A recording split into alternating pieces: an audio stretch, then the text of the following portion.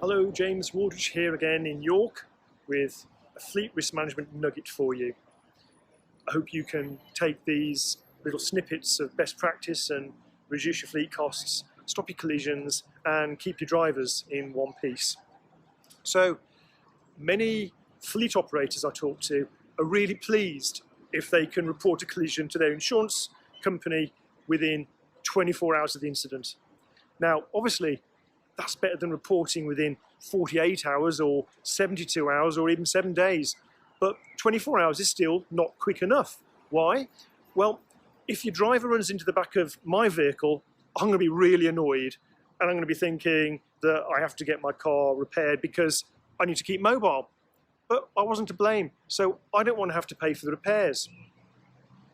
If your driver doesn't provide me with the details of your accident management company or your insurer, I'm going to call my insurer. And if I do that, they're going to put me in touch with a credit hire company.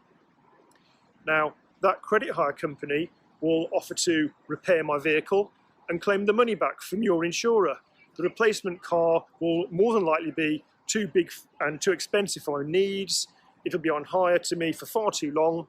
The repairs to my car will be too expensive, and basically the cost of the claim will spiral. And that happens every day of the week. The claim will be reflected in your increased insurance renewal premium, and preventing this situation is an easy way for you to save money. If your driver can give me the details of your insurance company at the time of the collision, all of this can be avoided. There needs to be an information exchange process. So if I'm given the details of your insurance company or accident management company and told to phone them to get my repairs sorted, I'm much more likely to do that.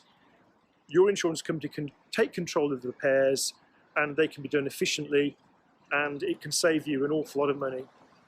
If you'd like to know more about this process, you'd like to know more about how we can help you reduce your claims costs, then please go to fleetsafetyacademy.co.uk. Thank you.